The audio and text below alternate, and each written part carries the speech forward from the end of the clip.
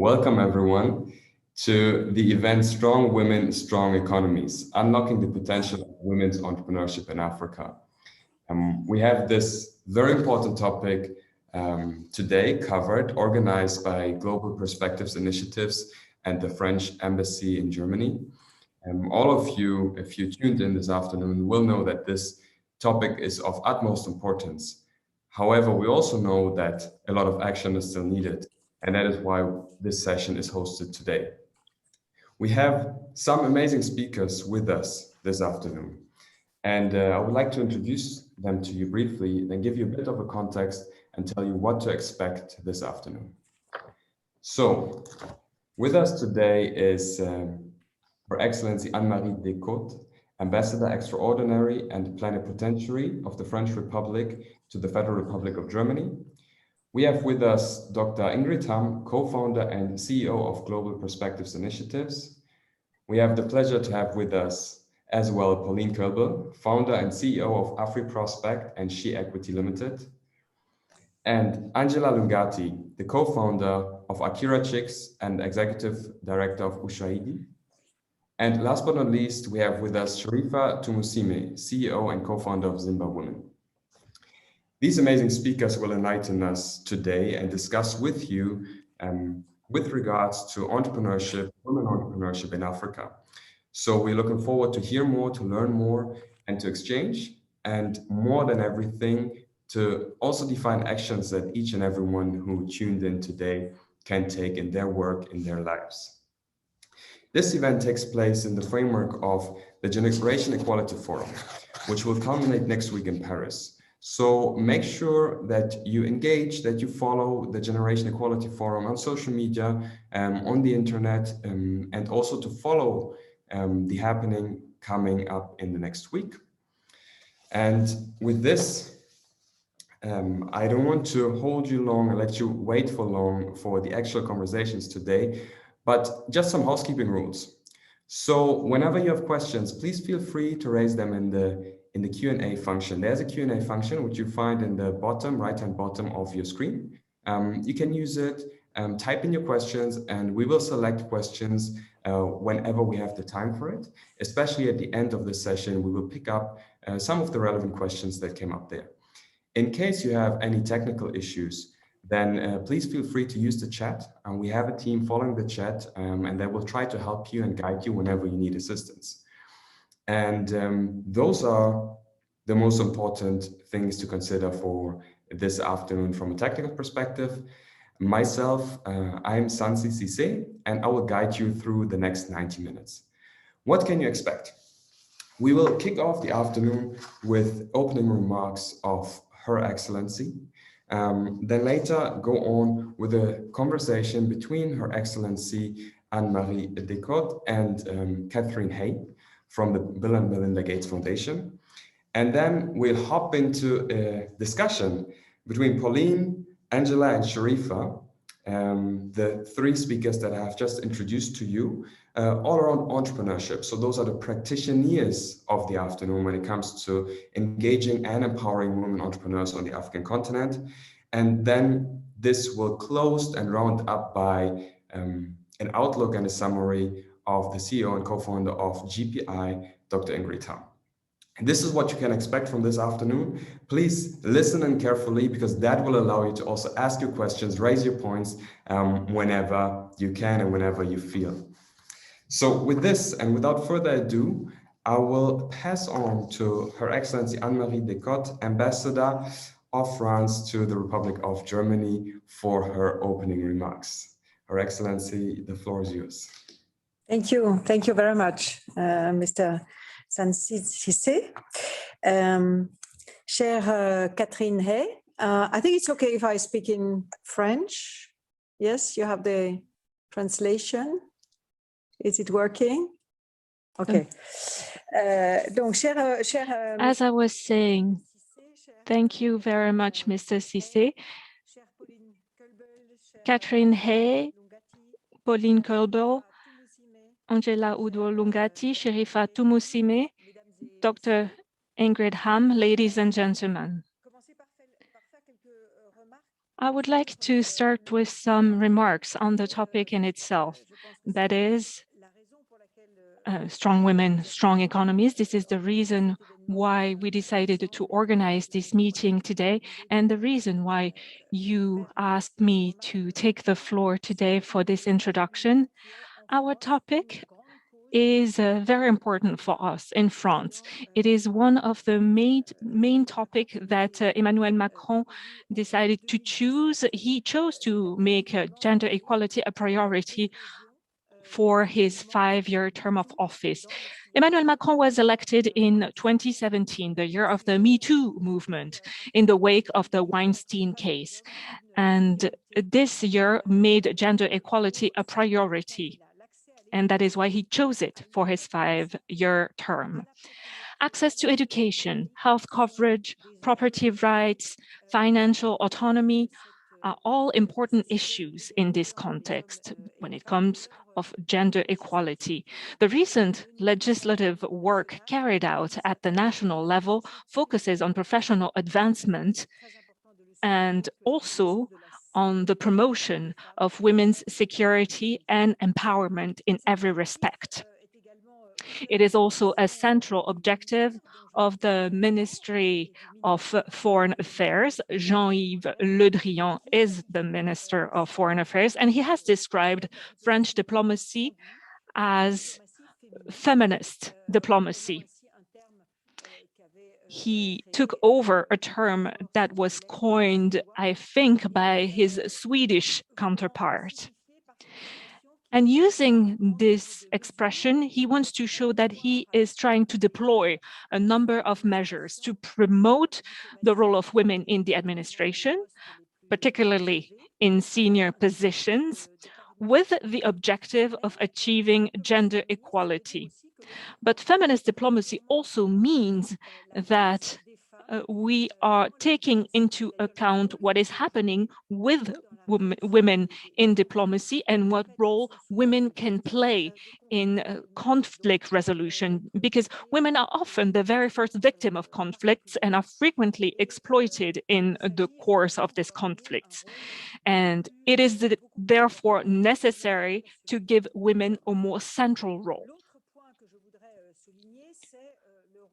On this point, I also want to come back to the G7, because the G7 also worked on the topic of gender equality. The 2019 G7 summit was held in France, and the French president decided to launch a coalition to fight against inequalities and in favor for gender equality. Among the commitments taken in Biarritz, there was the promotion of women's entrepreneurship in Africa through the affirmative finance action for women in Africa. This initiative is very important for women in Africa, and there was also the Women's Economic Empowerment Act. The latter is designed to promote equal treatment of men and women in businesses, in political parties, by facilitating procedures, providing financial support for initiatives, and increasing the penalties prescribed by law for non-compliance. So this is basically the framework we have, and this is how the Generation Equality Forum was born. And France extends its commitment to the global level. As I said, this initiative was launched at the G7 summit, and of course with the support of the United Nations and especially UN Women. And this has led to the creation of a forum on gender equality, the largest in the world, because it involves numerous civil society organizations. And we are very proud and delighted of having implemented this forum. France is pleased to co-chair the Generation Equality Forum under the leadership of UN Women and along with Mexico. The forum kicked off in Mexico City on March at the end of March in 2021, and will culminate in Paris from the 30th of June to July the 2nd, 2021. 26 years after the historic Beijing Conference on Women's Rights, it seems to be one of the most striking and emblematic features of the commitment in France, and it shows what we managed to put forward.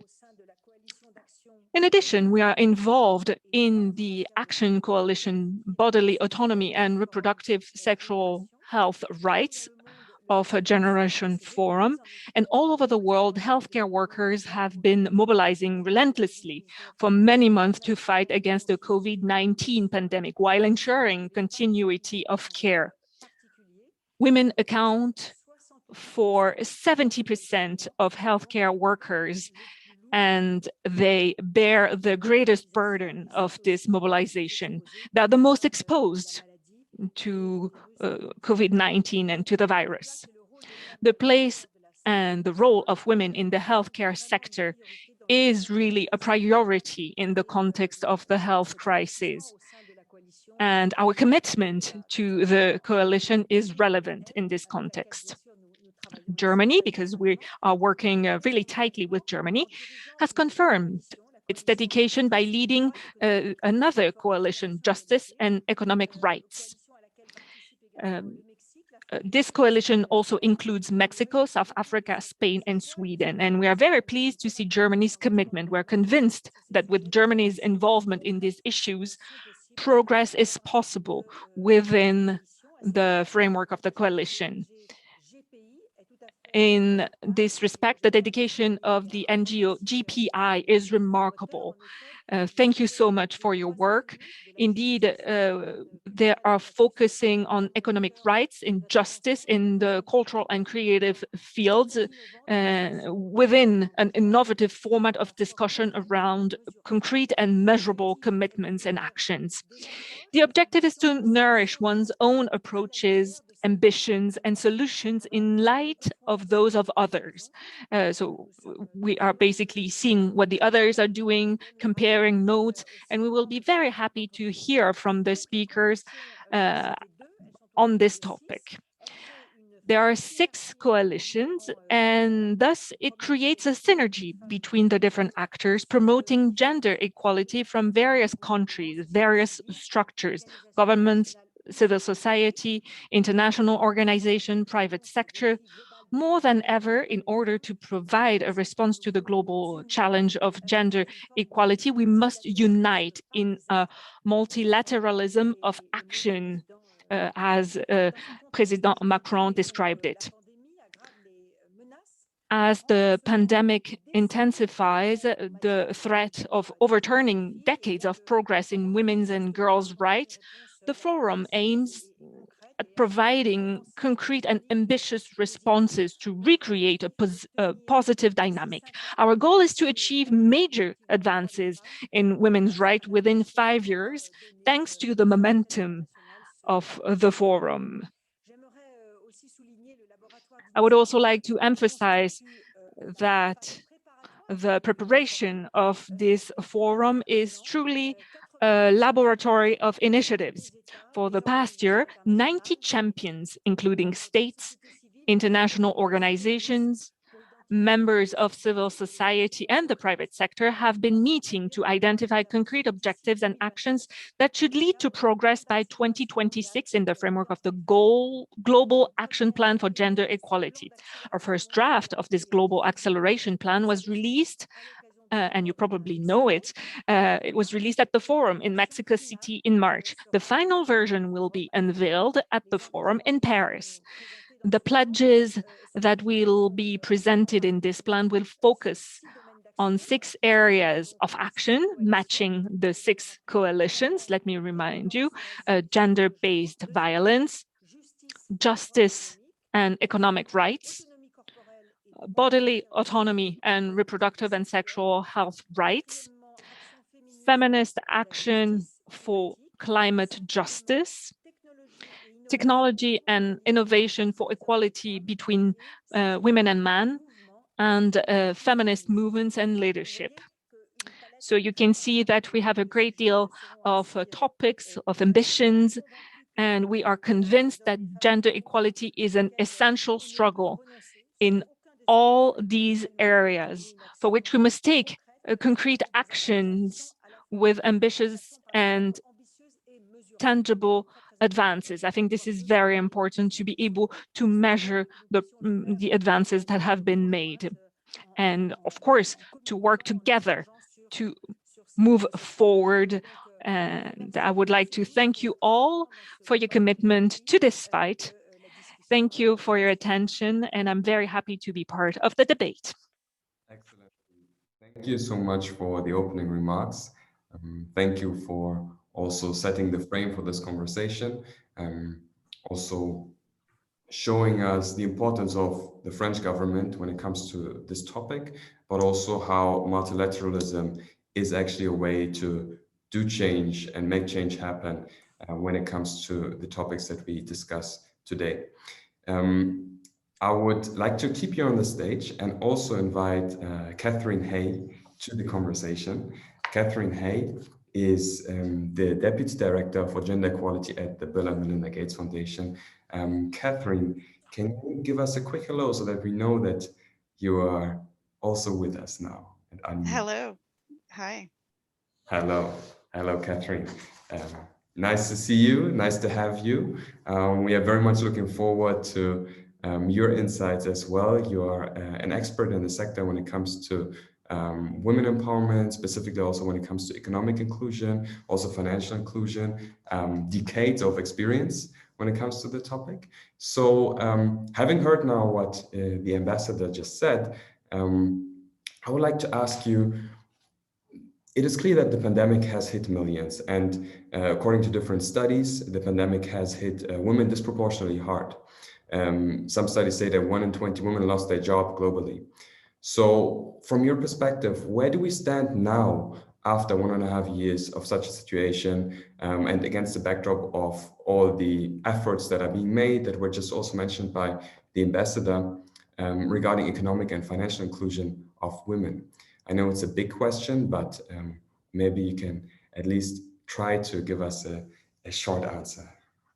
I'll try to give a bit of an overview, and I think it's an issue that people have been following. And thanks also to Her Excellency Ambassador Decote for her excellent opening remarks, which I agree have set the stage. I think we were already there was already a gap that we were really going to be struggling to address in the coming decades, not years. And the COVID pandemic has really set us back on gender equality broadly, potentially for generations, and certainly on women's enterprise. It's really fundamentally affected all aspects of our lives. And I think we've all experienced it. I don't need to convince anyone. It's really reshaped, and gender issues have fundamentally reshaped sort of all aspects of our lives. And as our lives have so fundamentally changed, and as our homes have become our workplaces, as our workplaces have closed, gender has really shaped those impacts. Let me just highlight one statistic, because it's a statistic that I can't stop thinking about. And I am an optimist, but when I look at this statistic, it's sometimes hard to remain optimistic. Before the pandemic, women's poverty levels were expected to decrease by 2.7% between 2019 and 2021. So we were thinking that poverty levels were going to go down for women, but now they're predicted to increase by over 9%.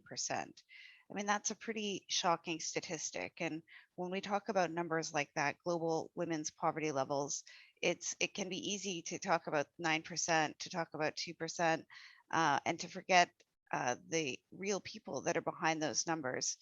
But those are vast numbers, and those are real impacts. We're seeing the pandemic pushing women, many women, out of the workforce entirely. And there are real risks that they may not return, or not return as fully. And that's, again, something we've seen in past economic shocks. in terms of enterprise, the topic of today, and I'm so glad that we're focusing on enterprise, and I'm so glad that we're focusing on on enterprise in Africa. The 2021 State of Business report, which was recently released, found that globally, and this is a global issue, but I think it's of particular relevance in Africa, given the high degree of women's entrepreneurship in Africa. But that report found that globally, women's-led small businesses were 6 percentage points more likely to be closed than male-led businesses. And they were, again, more likely to report a decline in sales. And some of the disparities, the differences between male-led and female-led businesses were huge. Some of the highest gaps in sales, for example, were in South Africa, at an 18% difference. But again, this is a global phenomenon. Germany came in next at a 15%, a 16 percentage point gap. So just to say, these are issues that we need to come together across countries. They're gender issues that affect women's businesses all around the world. But I think it's really great that we're going to be hearing from women in Africa and from on that particular issue. Because there's some very particular issues there. I think one of the things that we see and we know is that women are overrepresented in some of the lowest paying sectors of enterprise. And there's a lot of reasons for this. So why do women go into certain sectors or certain enterprises? Why do they build businesses in certain areas and men in others? Well, one of the reasons actually is laws. There's actually in several countries, 88 economies, there's restrictions that affect the hours that women can work, the types of jobs that women can do, and that affects billions of women, and it can lead women to being more represented in sectors that have been really hard hit by COVID. And so those are sectors like education, retail, tourism, hospitality, domestic enterprises, and these include enterprises. So when we're talking about education, for example, this can be like small tutoring businesses as well. So I'm not only talking about, for example, government schools. Access to capital is a huge barrier. Globally, women have less access to capital, less access to markets to sell their products. So that again makes them much more vulnerable in a crisis, but also much more vulnerable in terms of being able to withstand and then to rebuild their businesses. You're going to hear us talking about this so much, I hope, over the course of the Generation Equality Forum next week. But one of the big issues as well is just the increased family burdens that women have that their male counterparts don't necessarily have. And things like schooling, things like caregiving, the unpaid care burdens at home, childcare. And so again, what we've seen is that with billions of us all staying at home, the demand for that unpaid childcare and unpaid care work has surged. Women already did about 3/4 of that work in most countries in the world, and now in many countries are spending about 30 hours a week on sort of that home-based work and care, which is almost the equivalent of a full-time job.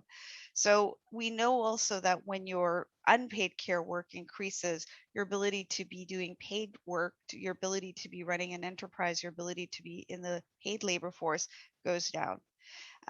So, I mean, those are some of the solutions we need to be thinking about, because we do know that when you can come up with solutions, for example, like childcare, we've seen really interesting results in Kenya and Nairobi, where by providing mothers who were provided daycare vouchers were able to increase their work participation and increase their income by about 25%. So we know that there's solutions, and I think we're hearing a lot about different commitments and we're hearing a lot of energy, but the kinds of resources that we're going to need to see come into these issues in these sectors and address these often structural barriers and financial barriers really need to be pretty substantial if we really want to take a crack at solving for these issues and not having these gaps just continue and grow over the next decade. So I'll stop there with the problems because I know we're going to be getting to some of the solutions. Thank you, Catherine. Thank you for this overview. And I know it was a hard task to ask you to summarize such of a big topic, such of a issue of global extent into a few minutes. So thank you for making that possible. And I think you reminded of us of some important points. One of them that I like to pick up is that the gap obviously has existed before COVID, and has been exacerbated by COVID, and that there have been many efforts, but COVID also put us back basically when we look at the achievements that we or that you aspire to have. However, I still would like to ask you, because you just mentioned on the note of solutions, right? And we know that the Bill and Melinda Gates Foundation is quite vocal when it comes to putting women at the forefront of recovery, and also engages in many actions of getting closer to gender equality and to see change happen. And we would like to understand a bit better, what is it that you do, and maybe give us just a quick overview on one or two examples, so that we can understand a bit better some of the actions of the Bill and Melinda Gates Foundation.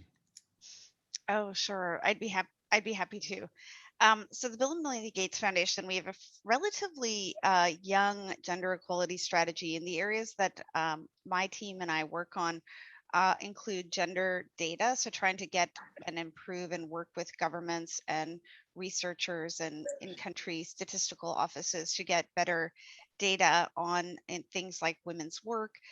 It's hard to know how to solve a problem if you don't have the data and the evidence to understand if your policies and programs are working. So we help invest along with others in those systems. We help innovate and explore those efforts. We also look at what are the policies and programs that are working. So we look for solutions. And when I say we're really committed to trying to build out stronger in-country research and capacity for the long term. And so when I've been talking about some of these statistics and data, I mean, ultimately we want to see, I think everybody wants to see really strong ability to generate that work, that evidence in country. So for example, we fairly recently worked with the University of Nairobi, Kenyatta University in Kenya, to launch new hubs for women's economic policy research in that country. We've also launched similar hubs in India, and we're hoping to launch those in other countries, so that you've actually got this base of talent and capacity. And so when governments are trying, or business is trying to test innovative solutions, so for example, can business develop a sort of low cost, high quality childcare model that targets informal workers and provides quality care? Well, do we know it's working? What are the differences between that and, say, a cash transfer or a child care leave policy? So trying to help governments and citizens have sort of better data and evidence by investing in that capacity in country to generate that work and research. And then we also, when we see that there's certain solutions that seem to be really working, we look at how can we help countries scale those solutions, or how can we help transfer some of that knowledge between countries. So for example, we've seen the power of women coming together into groups, whether they're called savings groups or tontines or women's self-help groups in South Asia. We've seen that when these groups come together and sometimes become more formalized and linked to government, they can become a powerful platform. Cooperatives, the cooperative movement in Europe, and they can help overcome some of the boundaries. And so we're working, for example, these types of programs are already really at scale in countries like India.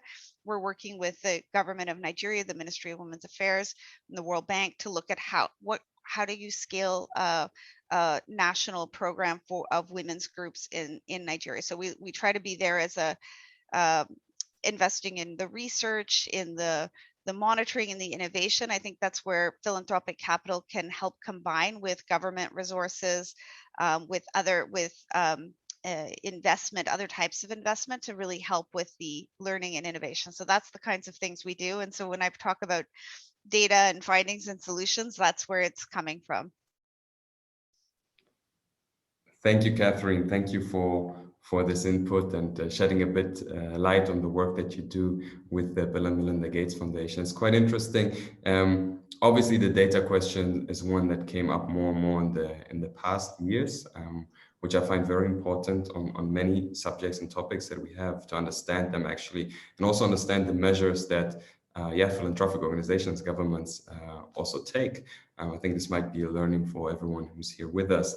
And then when you said scaling, coming from the business side, when I hear scaling, it's always my eyes open up quite widely, because that's the question: how do we come from a single solution to scale solution? And we have one speaker who comes from the field of investment when it comes to scaling private sector solutions, who we will hear from a bit later on in this session. I hope that will be of interest to you as well, Catherine.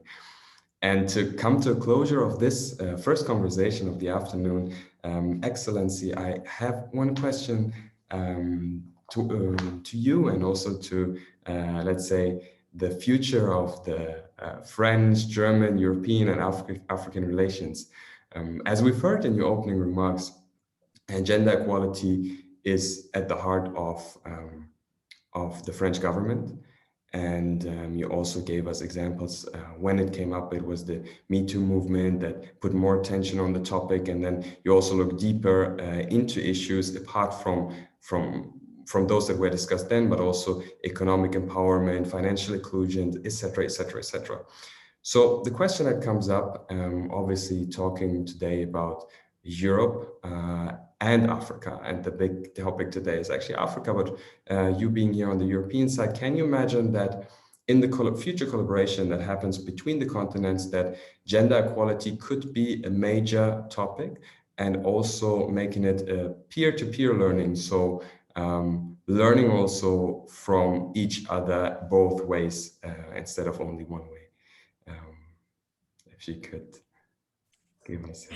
Merci, ouais, merci beaucoup pour cette question. Thank you very much for your question. It's an important question. Yes, of course, I believe that it could go both ways, and it's actually why we decided to carry out this work. It's not a one-way situation. We want to be able to work not only at a unilateral level or bilateral level. It is an interesting solution if we manage at the European level, or even further, to share our approach with other countries and then bring it to the multilateral level with the support of all stakeholders and civil society. This is really what we believe in and what we want to do. I mean, this is part of the values of the European Union in their cooperation with Africa.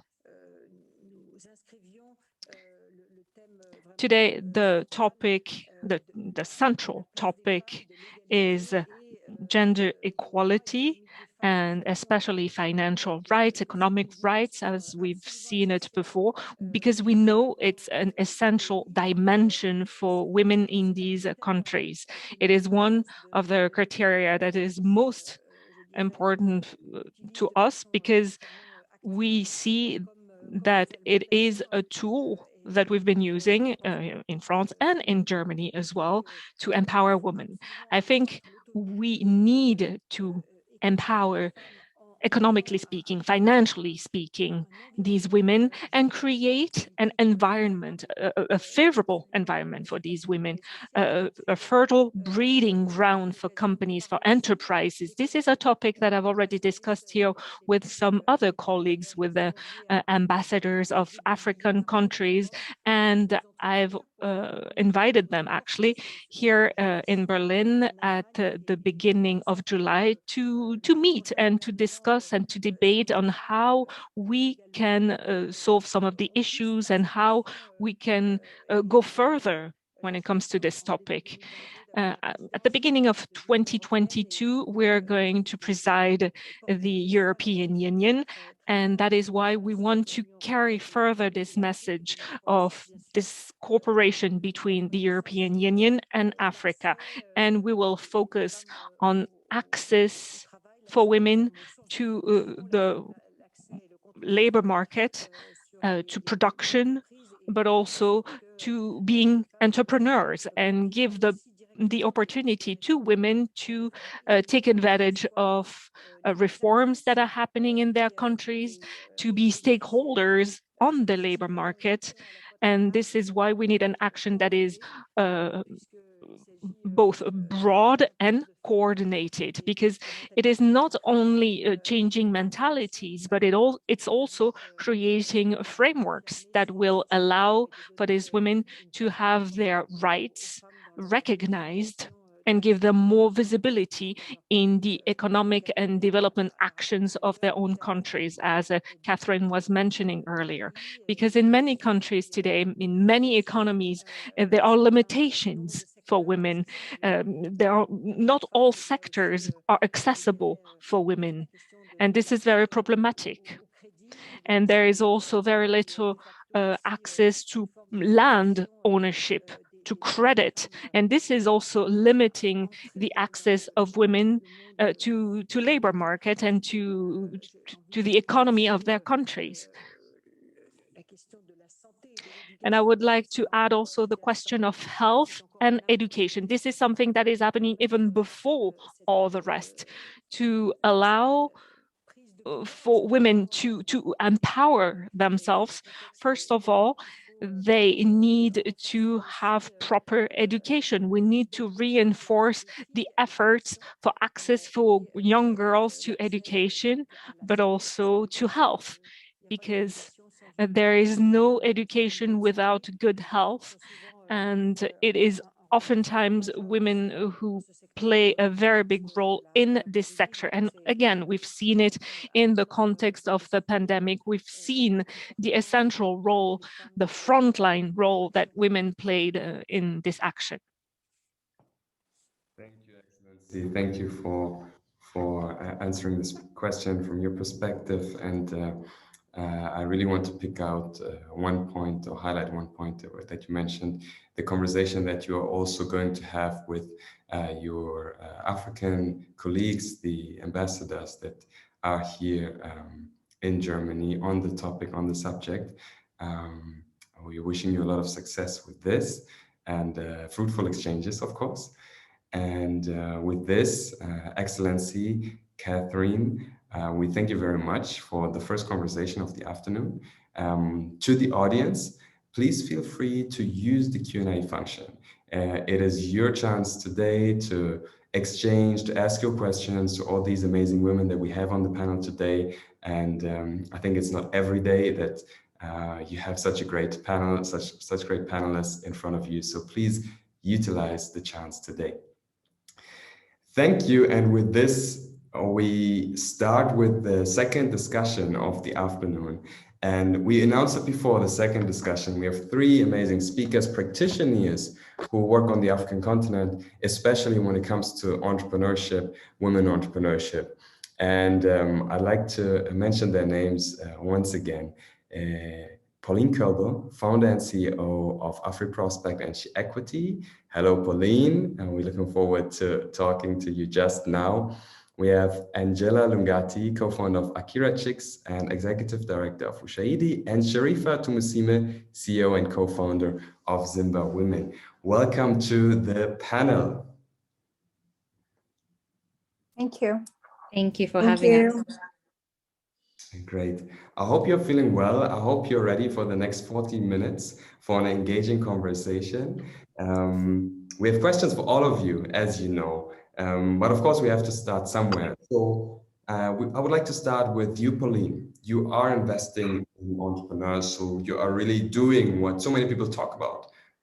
We need more access to capital. We need access to finance when it comes to women entrepreneurs on the African continent. And we've also seen studies in the past. In the last year, there was a study by Brighter Bridges that actually shows where the capital goes, where investment goes. And we could see that most of investment, especially when it comes to technology and digital entrepreneurs, goes to men. And then also we see that there's even a bias to expat founders. So we have a double discrimination when it comes to capital flows. So we have an intersection of two, let's say, tough situations, right? But Pauline, we go to the struggles in a second. First, I would like to ask you, what could be the benefits if we actually overcome those challenges, if we manage to get more capital to women entrepreneurs on the continent? If you could just maybe enlighten us a bit about your personal vision when it comes to investing in women entrepreneurs. I think that would be cool. Yeah, thanks so much for having me. It's really great to be a part of this important conversation. So the benefits are many, and again, the good news is also the benefits are not just for women. So I think Catherine highlighted the gap that we see on the continent today.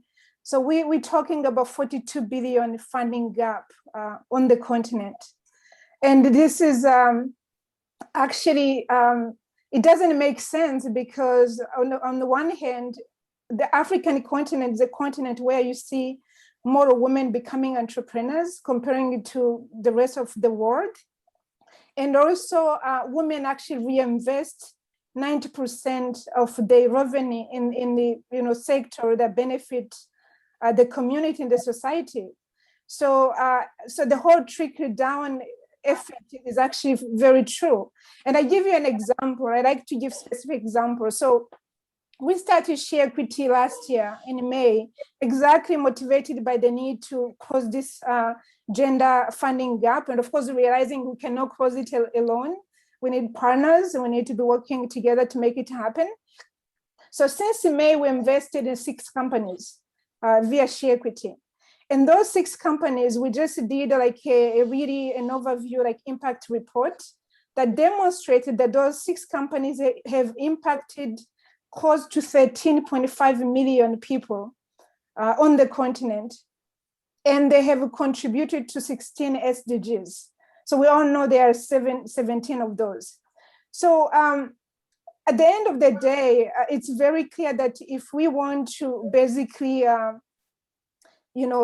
really own the story of African raising, we can't have that story if we're leaving behind the women. So the other statistic, and I like how Catherine was referring to statistic.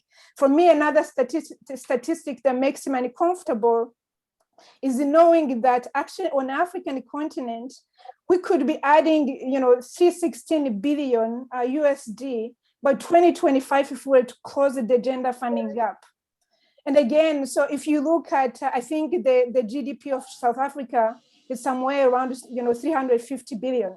So in essence, you're looking at the whole, we are ignoring these big numbers, which is again, demonstrate that if we were to close those inequalities, we put money in the hands of African female founders, not only we're gonna create more jobs, we will tick a lot of indicators, but also the women who actually, running those businesses are also, as Catherine highlighted, they are in charge of the families, which means they're also influencing the rest of the people behind, they are in charge of. So the benefits are many. Again, the main one being that investing in women isn't a charity, is actually a smart business. Women multiply the money you give to them. I can tell you, they're multiplying my money. This is very, very clear. And if you don't want to make money, I don't know what, you could still realize how you can achieve the impact around investing in women. Thank you. Thanks, Pauline. Thanks for that input. And for everyone in the audience who doesn't know Pauline, Pauline is an investor herself. So she puts her money where her mouth is, as the saying goes. So I experienced what you did in the past year myself. So quite interesting to hear these insights after a year of investing, actually, investing in the first 6 companies. There was one point, Pauline, that you mentioned that was more like amazingly interesting, and that was the investment in communities. You said there's a tendency towards when women run their businesses, they also invest the profits, the revenues back into the community. And that leads me to Angela. Angela, one of your statements in the past was that we must invest in communities if we want to better serve women entrepreneurs on the African continent. Could you please elaborate on that statement? Yeah, absolutely. And I think I'll also thank the rest of the panelists. It's amazing to be a part of this very, very important conversation. A few years back, while I was still a part of Archaeatrics, we conducted a research study to really understand the motivations and barriers behind the uptake of technology-related careers. And the findings were interesting, and I actually think that they apply across the board when you're thinking about entrepreneurship. So you have things like informational barriers, not being exposed to the opportunities that are available out there, educational barriers, not having not having adequate skills, training, or appropriate mentorship, psychological barriers, not necessarily being interested in the idea itself. And the fourth one, which is probably the one that is more pertinent to this question, social and cultural barriers, which is a lack of time because of your family interests, parental or peer discouragement. So when we talk about investing in communities as being an essential part of supporting women entrepreneurs, I think it's important to recognize the fact that you need to create a conducive environment that will allow for these women to be able to grow, provide the shoulders of giants on whom they can stand on. If you're a female entrepreneur who's, you're motivated, but everything around you just seems to want to break you down. You don't have the time, you don't have access to the funding, you don't have access to the right kind of encouragement, then that in itself would be a challenge. So when I talk about investing in communities, I'm looking at it from, these aspects, making sure that we are providing as much information as possible to the wider community, not just the women themselves, but the ones who benefit from women being entrepreneurs, getting those allies involved, providing the technical skills, or providing the skills and capacity building and mentorship to these women, and finding ways of having the support system around actually creating that conducive environment for the woman to thrive. Thank you. Thanks, Angela. Talking about this conducive, supportive environment, could you give a practical example of how you also create that or help create that with your work? All right. So right now, I'm the executive director of Ushahidi, and the main goal with the work that we do there is really being able to surface critical information and have that lead to some sort of change happening around. But aside from that, we've also worked with different organizations on large development programs. And one of the major ones that I can think of that actually really applies here really well is a program called Dreams that we worked on back in between 2016 and 2018. And the goal there was using data to help organizations that were working directly with different beneficiaries. These were young girls or adolescent girls or young women who were trying to, providing them with bridges to employment, giving them access to schooling and education, and seeing how them providing direct feedback using SMS-enabled phones would then lead to direct programmatic changes. Classic example would be organizations that were trying to keep these girls in school or provide them with a bridge to employment. You might be seeing a high attrition rate, trying to understand what are some of the motivations behind the attrition. Is it a case of I don't have access to fare, or I don't have access to childcare? I actually remember one particular instance where there was a case of a number of girls deciding not to come to class or not to go to work because they had nobody to take care of their children. And by them being able to share that information and that going directly to the organizations that were working with them, then they were able to introduce a childcare support system that would allow for them to bring their children and allow them to go to school and also continue to run their businesses. So when I think about the role that we play in providing that conducive environment, it's using technology as a means of being able to elevate or raise these voices of these women who are being affected, and have that information be sent over or directly correlated to the decision maker, so that a decision being made is representative of what their actual needs are. Thank you, Angela, for that example of the work that you actually do, so that it becomes more tangible for us and for the audience. We have a third panelist with us today. This is Sharifa Tumsime. Sharifa, could you briefly also introduce yourself and the work that you're doing? Hello, everyone. It's a pleasure and an honor to be here, especially with Pauline and with Angela, who have done such tremendous work in our entrepreneur ecosystem in Sub-Saharan Africa. I'm Sharifa, out of the capital of entrepreneurship, of female entrepreneurship in the world, Uganda, Kampala. I work with Zimba Women. I'm the founder of Zimba Women, where we work with building the capacity of women-owned businesses or women-run businesses so that they can be able to scale beyond the boundaries of Kampala, of Uganda. And we do this through providing trainings, mentorship programs, and we have an e-commerce platform where these women can sell their products and their services. And we have a network where we introduce them to funding and technical skills support in brief. Thank you, Sharifa. And talking about that you are building capacity, you work with women entrepreneurs in Uganda, and you provide training, mentorship, you have an e-commerce platform, and I'll get back to that just in a second. But working with entrepreneurs every day, what have you identified as the key challenges of the entrepreneurs that you work with? Okay, the key challenges, of course, basically, and that are unique to women in this region, is because we are the primary caregivers. So on top of your entrepreneurship, you're a mother, you're a sister, you're primary caregiver in your community. So balancing that, and in most cases, on top of the entrepreneurship, some of these women also have jobs.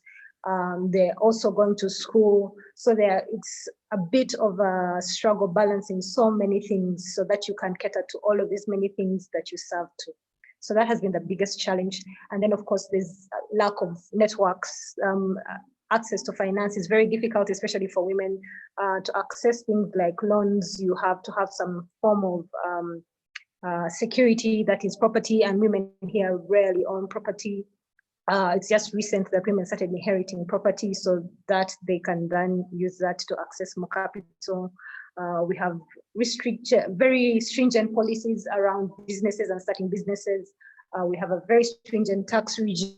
We start paying taxes as soon as you register a business. So it's very difficult for many people to formalize. And then if you don't formalize, then your access to support from government and from the private sector is then limited. Yeah, basically those are the three major things that really affect entrepreneurs in this part of the region. Thank you, Sharifa. And one last follow-up question, because you mentioned 2 points that I would like to continue the conversation with. One is women being primary caregivers, the other one, the access to finance. Starting with women being the primary caregivers, and how do you think it is then sufficient, if that is like one of the main issues, to build capacity within the group of women you work with? Or would you, maybe in your work, would you also need to target other parts of the family to help change that situation, basically? Angela said something that really speaks to this point. That's about leaning into your community, building a community around you that can support. And that is something that we do with Zimba Women as well, so that we can be each other's sisters keepers, really, so that you can provide support in whichever way you can.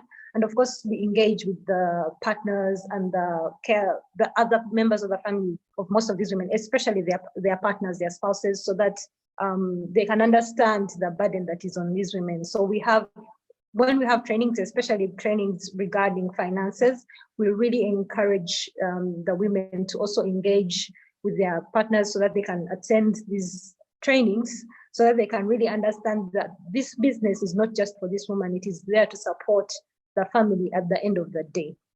Because there's that misconception around an empowered woman. We still come from a very patriarchal society here in Uganda. So there is that feeling that something that Chimamanda, the famous author, says, that you can be ambitious, but not too ambitious. Your ambitions have to have, they cannot be at par with your partner's ambitions. So there's this need for a community around them and for understanding from their partners and from even other men who are not their partners, to provide support and for them to understand that for this woman to benefit, everyone around them will benefit at the end of the day. Thank you, Sharifa. Thank you for explaining this holistic approach that you're following with your work. Coming to the second point you mentioned, the finance side, leads me back, and there this cycle doesn't close yet, but it goes back to Pauline, who is providing. Basically, financial entrepreneurs is an investor herself. And Pauline, I can imagine for many in the audience, because we will have some investors or some people in the audience who actually work with investors, try to encourage investors to overcome their biases and to invest, one, in local entrepreneurs, or actually African entrepreneurs, and then also, of course, to invest in women entrepreneurs from Africa. Talking about the challenges, right?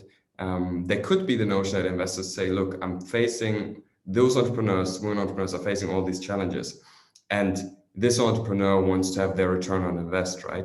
So how do you explain, because I know you all invest with your own money, but also with money from other people, as far as I know, and that's the greater goal. How do you make clear that actually, even though there are those challenges, they can be overcome, and there is, the upside is bigger than the downside when it comes to investing in women entrepreneurs?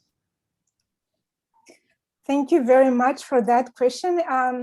So it's very simple for us. So we start by basically showing the economic benefit of investing in women, because at the end, every investor wants, of course, the financial return, but we're also consciously reaching out to the investors who need more than just financial return.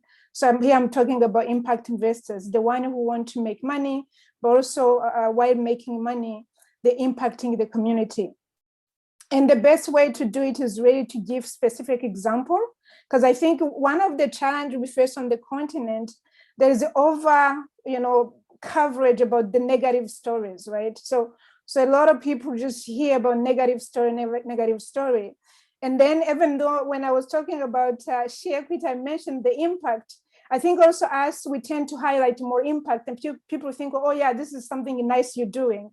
It's it's nice you're helping people. I'm like, no, actually, this is a smart business. And by smart business, what we mean is really that you can make money, impact people, have impact on the environment and the community. It's not just about the winner taking it all. And the specific example, that we have invested in, where you show them, this is basically the type of company, this is expected return, speaking the language that they want you to speak. But on the top of that, adding like ice on the cake, so they can see actually there's even more benefit when you're investing in women. So again, at the end, we need to be really showcasing those success stories. And the best way to do it, and I think that's why also I started the way I started, is we need more African, investors and women investors, because it's easier to actually advocate when you're showing people that you have a skin in a game. But on the other hand, one of the challenges, like not every, African woman who wants to become a fund manager is actually able to start, because the barrier and the biases that were discussed actually apply also to fund managers. So right now you have more, the capital allocators are not, they don't look like me. They mostly male, white. And of course, when they're deciding who to give the money, they apply the biases, where most of the time they prefer the pitch by men, because assumably men will speak the same language. And I think, Angela, correct me if I'm wrong, but there's been this whole, over-discussed topic whereby in Kenya and Nairobi, one of the strategies of getting funding is to get a Mzungu on your, on your cap table. So having a white person on your cap table as a strategy to get the money.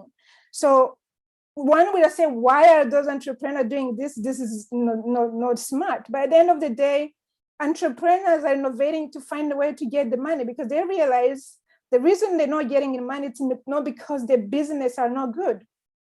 Rather, it's because of perceived bias. And for me, the key word is really perceived. So I will agree that there are some risk investing anywhere. So I'm based in Zurich. If you want to invest in a company in Zurich in Switzerland, there are risks you need to look at. But when it comes to Africa, and then women, it's as if like all the risk, the real and imagined one, they become so big that then the fund allocator feel more comfortable to giving money to someone that look like them. And so the only way you change this picture, it's really to also change the look of people actually who are allocating the money.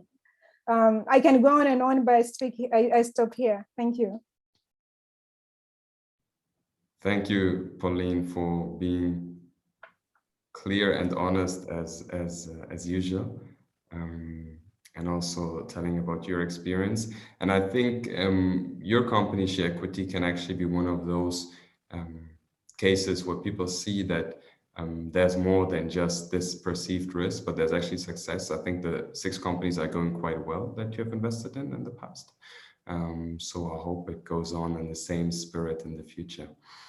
Thank you, Pauline. There is a question from the audience, and I would like to hand this question over either to Angela or Sharifa, whoever of the two of you feels like answering this question or is able to answer this question. The question from the panel, from the audience, says, how do you think the newly launched African Continental Free Trade Area can benefit African women entrepreneurs? And maybe also considering to add on this question, many entrepreneurs, at least in the countries where I've been and where I find my origin, are actually active also in trade and also cross-border trade. So we'd be interested in hearing your opinions on that matter.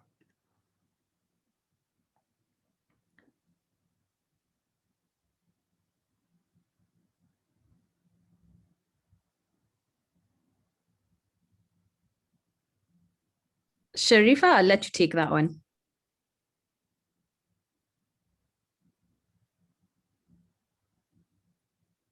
Sharifa, you are still on mute, at least on my side. Okay, I've unmuted. There we go. The CAFTA is actually still on policy stage. It hasn't yet been operationalized. It has been operationalized. I was reading about it this morning by a couple of countries, but not all of them at the moment. But how it will benefit African women, and not just African women, all entrepreneurs on the continent really, is that it presents a larger market, that we are now not just going to be looking at our silos, that I'm looking at making products for the Uganda market or making products for just the East African market, Uganda, Kenya, Rwanda, and the other neighbors. But now I'll have an opportunity to send shea butter from Uganda to Nigeria, to send products, to sell my services.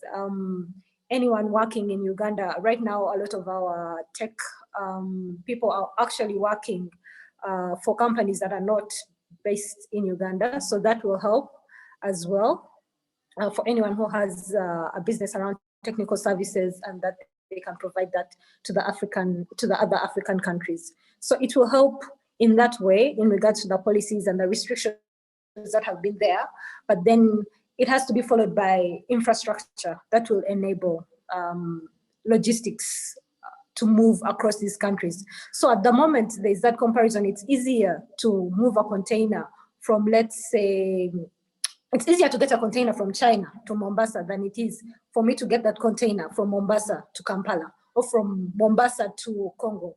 And I think last week, our president actually launched with the president of DRC a road project where they are going to be building roads from Uganda connecting to the eastern side of DRC Congo to facilitate trade. So the policy will work, it will help, but it has to be operationalized. There has to be infrastructure built. We have to have light rail to move those goods across the continent. We have to have roads. We have to have better power. Yes, I think that really answers that question.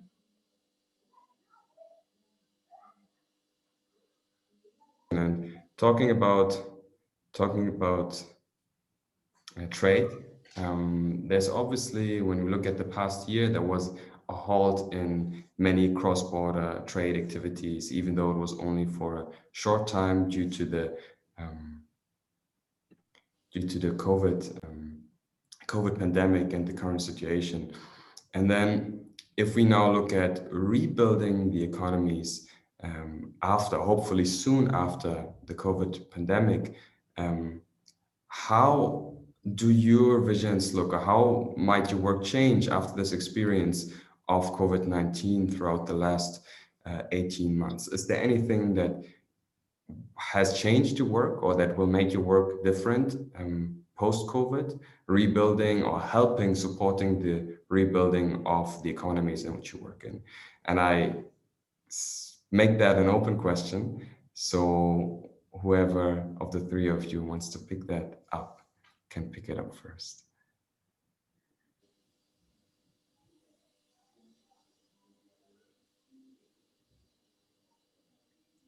I think I'll take a stab at it. I think one of the biggest shifts that we've seen from COVID, and I'm sure that many people will have different opinions about this, but the flexibility and the room for people to be able to work from home or being able to work from anywhere is something that has been widely helpful, and especially for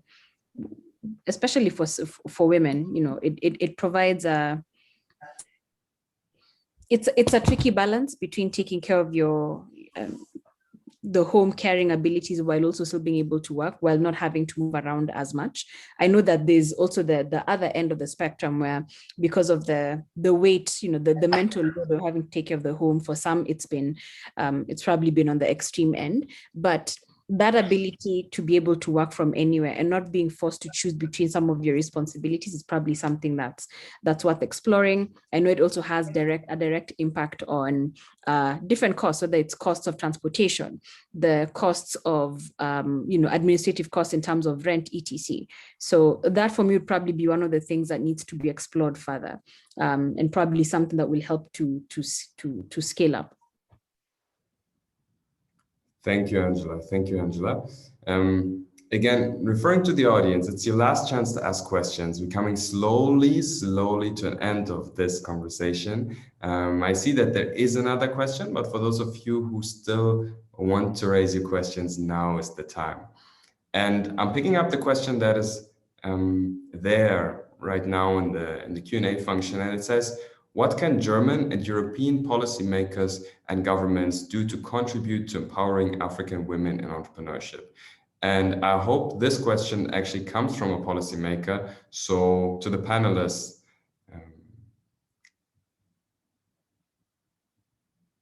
whoever wants to pick this up, Pauline, I can imagine that you could have some ideas on this. And sure. I take a chance, and then hopefully Angela and Sharifa can come in as well.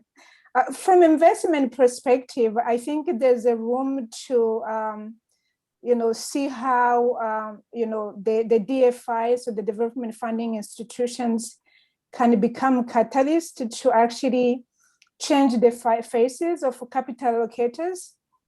So I belong to a network of different African female fund managers. And it's interesting, like most of the discussions are around how, they're innovating around solving the problem. Like what's motivating them to go into this field is really because they see the potential, they see opportunities, and they know money is there, and they're trying to figure out what am I supposed to do to actually be that problem solver that links the people who own money and the people who are looking for money.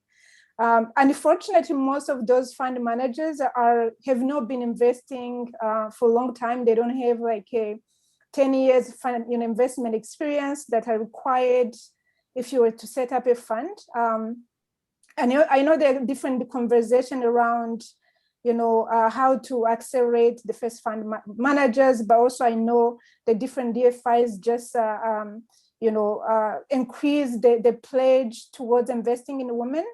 I think what's needed now is looking at strategically and concretely, how do we go from pledging 15 billion to making sure that those 15 billion actually end up in the hands of entrepreneurs, including those in emerging markets. And my take, which actually I share with again the different African fund managers, is this is not going to happen if the first-time fund managers are not given opportunity to actually innovate towards solving those problems. So there is like a checklist where, when you set up a fund and someone needs to invest, that most of fund, capital allocators look at, and one of them is number of years you've been investing, number of years you have a team working together, and this again, it does not work for first-time fund managers. But from impact perspective, there's quite a lot of hope to show that those first-time fund managers are actually solving this problem. So policymakers in Europe could actually really look into that. And I think a lot of work is being done. It just, again, as it has been before, to see how concretely we start seeing the actions, beyond discussions. Thank you. Thanks, Pauline. Is there another input from Angela or Sharifa regarding this question? If yes, we are happy to take it in, and if I can unmute. Yes, I do.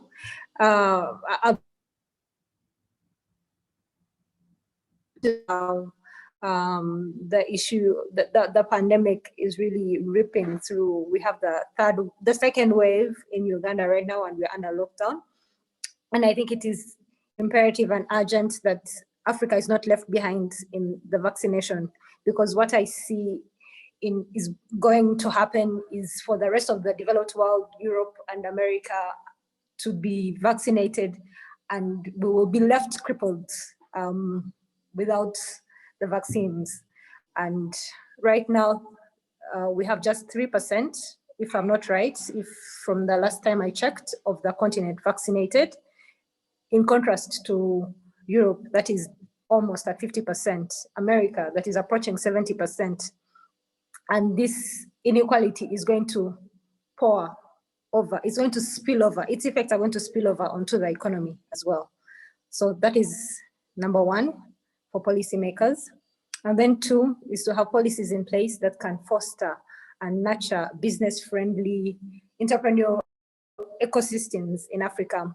There's a project that has been run by the ITC, the International Trade Center of the UN, in conjunction with the Swedish and Netherlands government, and that is helping build capacity to promote export from African countries. And it's been running in Kenya and in Uganda, and I've been privileged to be part of that project. It's been a 4-year project, and things like that can be replicated.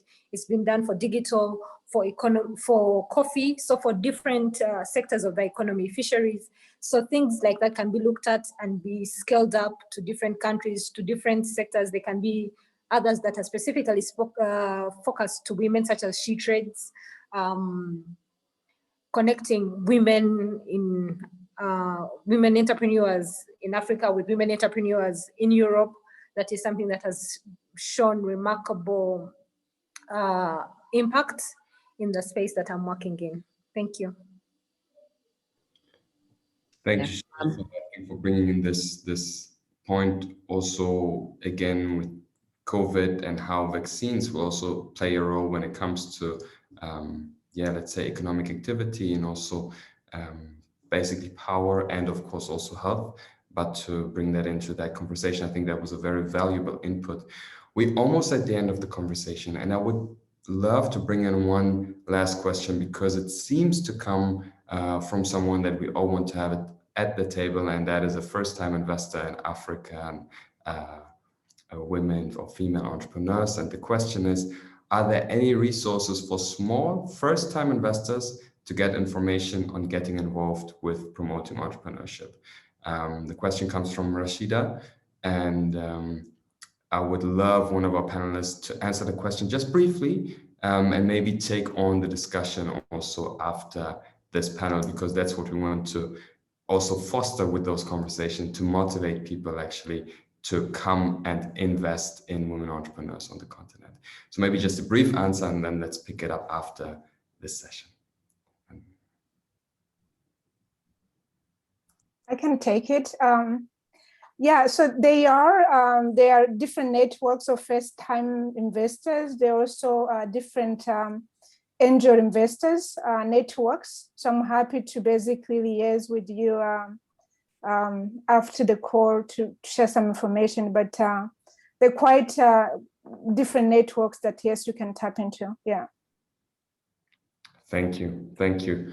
So we've had a great conversation today. We've learned a lot, I think, from starting with the struggles, especially the struggles that also the COVID-19 pandemic has had on women, and then specifically on women entrepreneurs. But we've also seen how important women entrepreneurship is globally and specifically on the African continent. And also, I think, how important the communities around them are. And I think last but not least is that investing in women entrepreneurs is the only logical conclusion to what we're doing at the moment, or addition, obviously, to what we're doing at the moment, as they're important. It's important for economic recovery, but also for empowerment and building up of societies, be it here or be it on the African continent. So thank you to all the speakers who have been with us this afternoon. To the three panelists, we have one sentence for each of you left. And this sentence is the answer to the question. If you can make one recommendation, you can choose your target group to whom that recommendation goes to. Then please, I would ask you to then now give that recommendation in one sentence, if possible. And we're starting with Sharifa. So you're the first one. Then Angela, you have then 20 to 30 seconds to think about your recommendation. And Pauline, you are privileged to have then 40 seconds to think about your answer.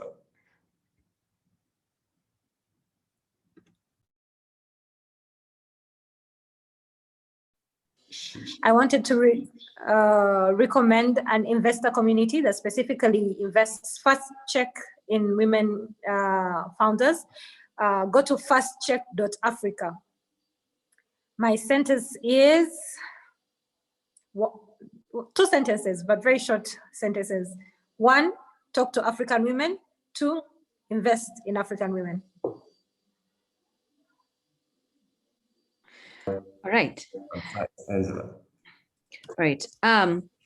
Promote financing methods both in the public and the private sector. I think we can see this starting in a small scale with some funds being dedicated to female-led businesses, but it's not enough. So promote those financing methods in the public and private sector, and specifically for female-led businesses. Thank you, Angela. And Pauline. Set up programs that de-risk female-led and owned businesses and get them fit for investment, and in parallel, diversify the faces of first fund managers, including women on the continent. Thank you, Pauline. Thank you, Angela. Thank you, Sharifa, for this very insightful conversation. Thank you for making the time for this conversation, because all of you lead operations. So we also need to be aware of this were 90 minutes that you had for us today, where we could learn, where all of us could have new insights. And me personally, I enjoyed the conversation, and I think the audience did so too. But we're not at the end yet. I would like to pass on the microphone and give the stage to Dr. Ingrid Hamm, founder and CEO of Global Perspective Initiative, for the closing remarks of the afternoon. Dr. Ingrid Hamm, are you with us? Sure. Thank you so much, Sanzi. If I wouldn't have known it before, today I was really encouraged that encouraging women, supporting women is the red line of what we are doing at Global Perspectives Initiative. We do so in all our initiatives and all our actions, and for good reasons, for really good reasons. Today, I would take away, especially, that we have to be sure that we have a push and pull situation all the time. So meaning, we have to motivate women to enlarge their skills, to take the risk, to be brave and go into business and into markets. So we really have to encourage them. But at the same time, we have to make sure, and this I would call the pull, that the environment, the community, the educational system, the government, all the rules that are taken by the governments are in favor of supporting women. So that we have both women who are brave and an environment that is supporting it. I will remember when you, I guess it was Angela or Pauline, said that Africa and women, when it comes to investment, sounds like the worst and the worst comes together for an investor from somewhere in the Western or in the Northern world.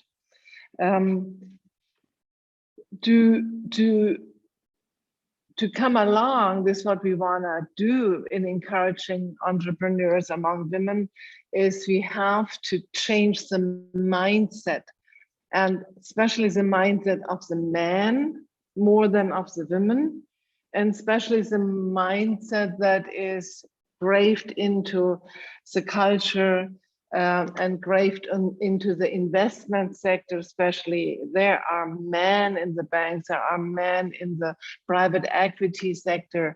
Mainly men are making the decisions, so we have to work on them to acknowledge and get aware of the women who are really good entrepreneurs.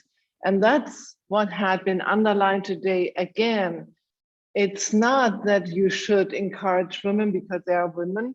It's because they are the better entrepreneurs, because the benefit is sure to come, and there is a better balance in the end than in most other situations, meaning in man investments.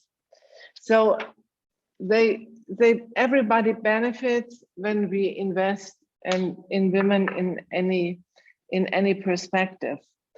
And especially in this situation of the pandemic, when we have to build back better, or we want to build back better, women are in focus because they suffered most. We learned from Catherine, especially, she explained very good what is the situation right now. So when we want to build back better, we really have to invest in women, and we have to make sure that Africa as a continent is not forgotten when it comes to vaccination. What you said, Sharifa, is so true, that we really need everybody to be vaccinated when we want to rescue the world. And my special thanks in the end goes to the ambassador and this quote, because she is one of those who took the initiative for the Generation Equality Forum.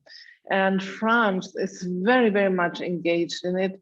And France is not only engaged in the Generation Equality Forum, but also in all aspects of an African Europe cooperation. I mean, Macron had that finance summit with the African countries around 3 weeks ago. And many of the African leaders are very much interested in keeping that dialogue. The Germans also are engaged very much, and we had that Africa Roundtable not even 2 weeks ago. And women encouragement and women in economics had been also a very important issue there. So thank you, Ambassador. It was a big pleasure to hosting this salon together with you. And thanks, Catherine, for having that that really important engagement together with Germany in that coalition alliance for economics. And a very, very special thanks to our panelists, because I mean, if anybody wants to know whom to deal with and whom to invest in, you are the best role models you can think of. So thank you so much for letting us participate in your dialogue. And last but not least, of course, Zanzi, for hosting this salon. Great job. Thank you so much for doing this as the only man in our round, you know. Great job too.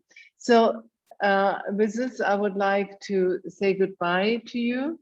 And we are looking forward to the fourth Salon on Gender Equality Forum by GBI. This was the third. The first was general, the second was financial. This was about entrepreneurship. The last one will be lessons learned. It will be in fall, probably in November. So we are very, very lucky that we could go this journey together with all of you. Thank you.